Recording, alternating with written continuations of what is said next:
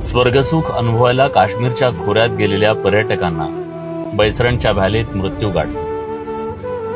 आपल्या आवडत्या खेळाडूचा कौतुक सोहळा पाहायला गेलेल्या क्रिकेट प्रेमींना स्टेडियमच्या बाहेर चेंगराचेंगरीत मृत्यू गाठतो.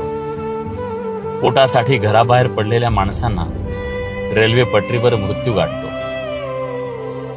जगातला सगळ्यात सेफ प्रवास म्हणून ओळखल्या जाणाऱ्या विमानात सुद्धा उड्डाणानंतर 35 सेकंदात मृत्यू गाठतो. आणि कसलाच संबंध नाही. दुपारच्या वेळी जेवणाच्या ताटावर बसलेल्या त्या डॉक्टरांना सुद्धा भरल्या ताटावर मृत्यू गाठतो. या सगळ्या घटना आपल्याला सांगतायत की माणसाचं आयुष्य किती अनप्रेडिक्टेबल आहे. इथं कसलीच कशाची शाश्वती नाही आणि कित्येक अशा गोष्टी आहेत